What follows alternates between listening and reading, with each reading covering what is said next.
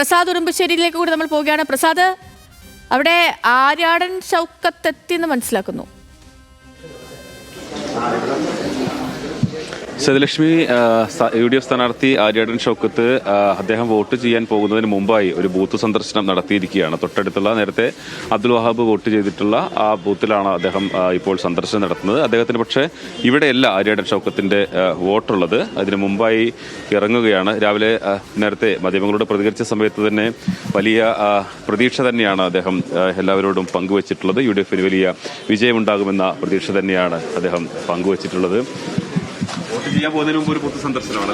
അതെ അതെ, ഞാൻ സാധാരണ എങ്ങനെയുണ്ട് ഒരു പൊതുവെ ഒരു തിരക്കും കാര്യങ്ങളൊക്കെ? ഇപ്പോ ഒന്ന് ഈ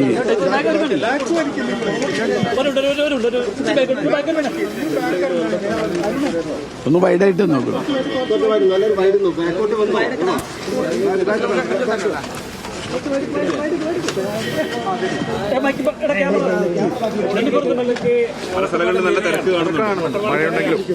അതായത് തിരക്ക് കുറയ്ക്കാൻ വേണ്ടി 59 പുതിയ ബൂത്തുകൾ ഉണ്ടാക്കിയിട്ടുണ്ട്. ഇപ്പം ഈ ബൂത്തിലാകെ 400 വോട്ടേ ഉള്ളൂ. 59 പുതിയ ബൂത്തുകൾ ഉണ്ടാക്കി. അതുകൊണ്ട് ഒരു പഴയ പോലെ വലിയ ക്യൂ ഇല്ലാതെ തന്നെ ആളുകൾക്ക് പ്രയാസമില്ലാതെ ചെയ്തു പോരാൻ പറ്റാവുന്ന രൂപമുണ്ട്. സാധാരണ ഒരു ഓക്സിലറി ബൂത്തുകളൊക്കെ ഉണ്ടാക്കുകയും ചെയ്യും. ഇത് പെർമനന്റ് ബൂത്ത് തന്നെ 59 പുതിയ ബൂത്തുകൾ ഉണ്ടാക്കി. സാധാരണ ഒരു ബൂത്തുകൾ വർദ്ധിപ്പിക്കുമ്പോൾ 10% അല്ലെങ്കിൽ 20% ഒക്കെ വർദ്ധിക്കും. ഇതങ്ങനെയല്ല, ബൂത്തിൻ്റെ എണ്ണം തന്നെ ഒരു 40% ഒക്കെ വർദ്ധിച്ചു. അതുകൊണ്ട് ആളുകൾക്ക് സുഖകരമായി ഒന്ന് വോട്ട് ചെയ്യാവുന്ന സംവിധാനമുണ്ട്. എങ്കിലും വലിയ മഴയിലും കോരിച്ചൊരിയുന്ന മഴയത്തും പ്രചരണ രംഗത്ത് വലിയ ആവേശം ഉണ്ടായിട്ടുള്ളത്. അത് കലാശക്കൊട്ടാണെങ്കിലും അതിനു മുൻപിലെ സ്ഥാനാർത്ഥി പര്യടനമാണെങ്കിലും പ്രിയങ്ക ഗാന്ധിയുടെ സന്ദർശനമാണെങ്കിലും കുടുംബയോഗങ്ങളാണെങ്കിലും ഒക്കെ.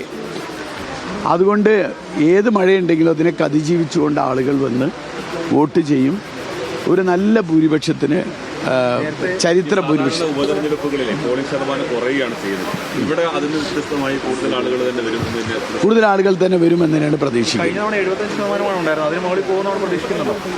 അല്ല, എന്തായാലും പോളിംഗ് ശതമാനം വർദ്ധിക്കുമെന്ന കാര്യത്തിൽ തന്നെയാണ് നമ്മുടെ പ്രതീക്ഷയുള്ളത്. കാരണം ഈ തെരഞ്ഞെടുപ്പിൻ്റെ പ്രാധാന്യം ആളുകൾ ഉൾക്കൊള്ളുന്നുണ്ട്. തീർച്ചയായും ഞാൻ എണ്ണി തിട്ടപ്പെടുത്തി പറയുന്നില്ല. ഞാൻ നിങ്ങളോട് പറഞ്ഞു, ഒരു ചരിത്ര ഭൂരിപക്ഷം നിലമ്പൂരുണ്ടാവും. കൂടുതൽ വോട്ട് പിടിച്ചാൽ കൂടുതൽ ഭൂരിപക്ഷം UDF കിട്ടുമെന്നാണ്. അല്ല, ഞാനിപ്പോൾ അത്തരം സംഗതിയിലേക്ക് കിടക്കുന്നില്ല. എന്തായാലും ഈ മത്സരം UDFും UDFും LDFും തമ്മിലുള്ള നേരിട്ട് മത്സരമാണ്. പിന്നെ കുറച്ച് സ്വതന്ത്ര സ്ഥാനാർത്ഥികളുണ്ട് എന്ന് മാത്രമേ ഉള്ളൂ. അല്ല, ഞാൻ പറഞ്ഞല്ലോ, UDFും LDFും തമ്മിലുള്ള നേരിട്ട് മത്സരമാണ്. പിന്നെ കുറേ സ്വതന്ത്ര സ്ഥാനാർത്ഥികളുണ്ട്. അല്ല, ഞാൻ പറഞ്ഞതിൽ നിങ്ങൾക്ക് വായിച്ചെടുക്കാമല്ലോ. ശരി.